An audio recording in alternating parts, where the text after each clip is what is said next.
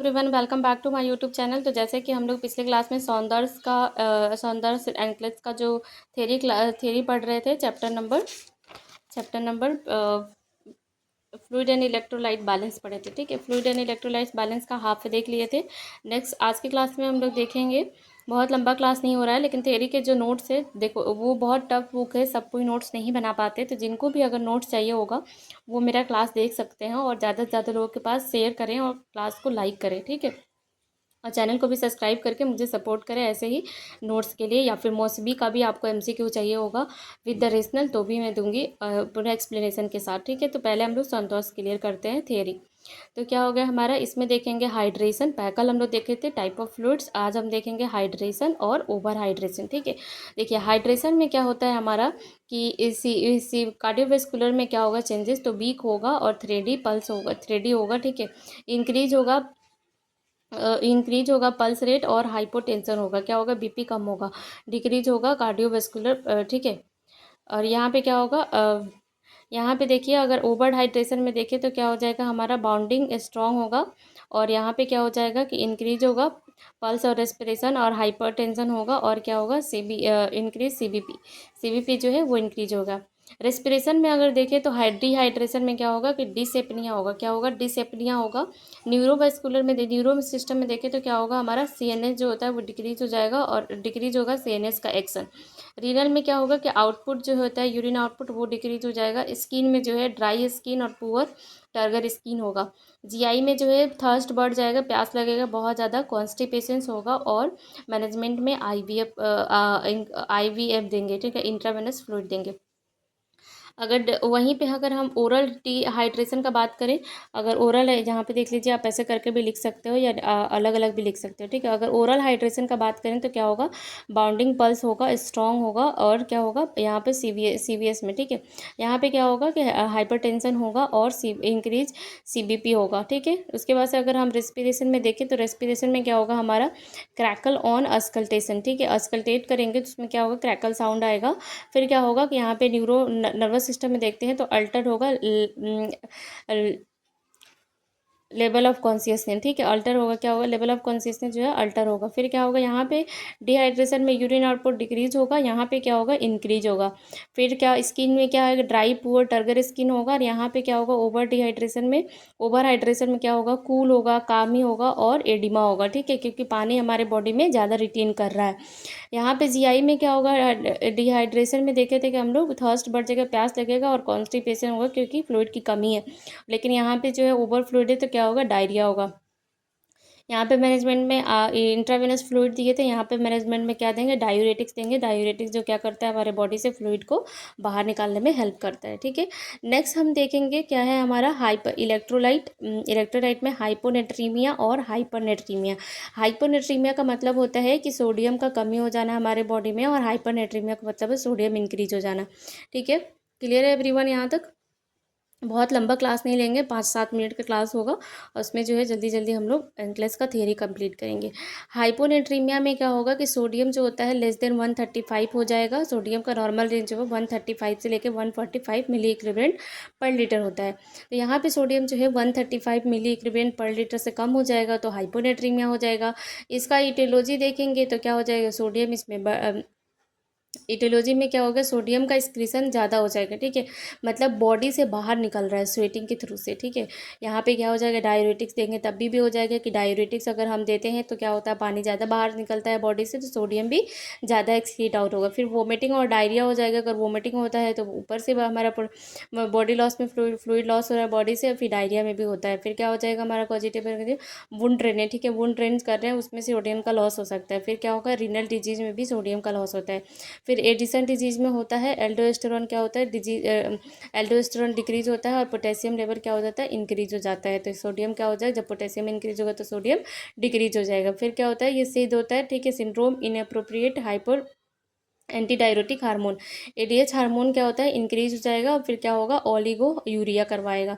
Sign and symptoms में देखेंगे तो क्या होगा, फ्लूइड वॉल्यूम जो है वो कम हो जाता है, यूरिन आउटपुट जो है वो इंक्रीज होगा, बार बार जो है पेशेंट जो है वो जाएगा कहाँ पे, यूरिन पास करने, ठीक है। ड्राई माउथ, क्योंकि पानी हमारे बॉडी से निकल रहा है सोडियम, तो क्या होगा, ड्राई माउथ हो जाएगा। और फिर ट्रीटमेंट में क्या होगा, एनएसएस देंगे, ठीक है, नॉर्मल सलाइन देंगे।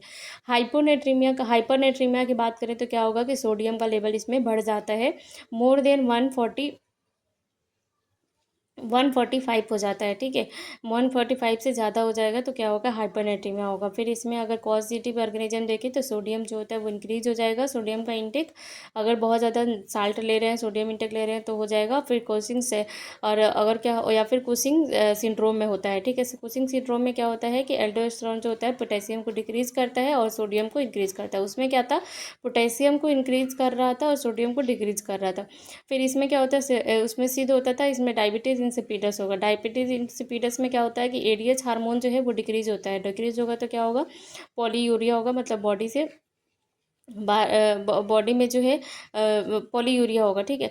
यहाँ पे क्या होगा, इंक्रीज होगा फ्लूइड वॉल्यूम। यहाँ पे अगर देखें हम, यहाँ पे साइन सिम्टम्स में, तो यहाँ पे क्या हो रहा है, डिक्रीज हो रहा था, यहाँ पे क्या होगा, फ्लूइड वॉल्यूम इंक्रीज होगा।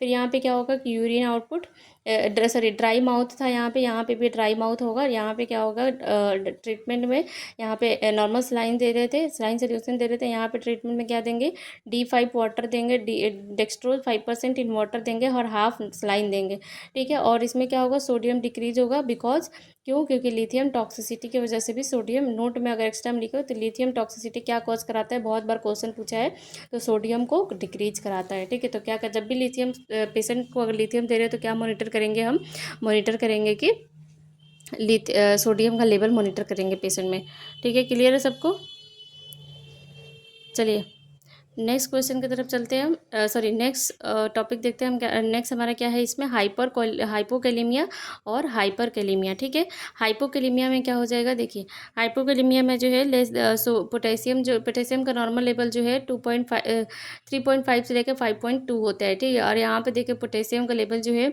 वो 3.5 से कम हो जाएगा, तो ये हमारा हो जाएगा हाइपोकैलेमिया। और यहाँ पे 5 से ज़्यादा हो जाएगा तो इसे हम क्या करेंगे, हाइपरकैलेमिया। यहाँ पे एटियोलॉजी में क्या हो जाएगा, कुशिंग सिंड्रोम, इंसुलिन और वोमिटिंग और एनजी सक्शनिंग की वजह से क्या होगा, हाइपोकैलेमिया होगा, ठीक है। और अगर हाइपरकैलेमिया क्यों होता है, तो एडिसन डिजीज़ की वजह से होता है, सेल इंक्रीज सेल लाइसिस, अगर सेल ज़्यादा टूटता है तो उसके वजह से होता है, और कैंसर में होता है, ठीक है, जैसे एग्जाम्पल कैंसर में, ठीक है। और क्या होता है, पोट यहाँ पे क्या करते हैं, पोटेशियम जो स्पेरिंग डायूरेटिक्स अगर देते हैं तो ये क्या करते हैं, जैसे स्पेरिनोलेक्टिन जो होता है उसकी वजह से भी हाइपरकैलेमिया कॉज होता है, ठीक है। साइन एंड सिम्टम्स की बात करें तो यहाँ पे पल्स जो होता है वो हाइपोकैलेमिया में वीक हो जाएगा। देखो डिफरेंस करके अगर नहीं देखोगे तो फिर याद नहीं रहेगा, एक एक करके देखोगे तो, ठीक है। इसलिए डिफरेंस साथ में देख के पढ़ना ज़्यादा बेटर है। अगर यहाँ पे देखेंगे तो क्या होगा, वीक पल्स होगा, और यहाँ पे हाइपोकैलेमिया में वीक पल्स होगा और हाइपरकैलेमिया में जो है पल्स इंक्रीज हो जाएगा, बढ़ जाएगा।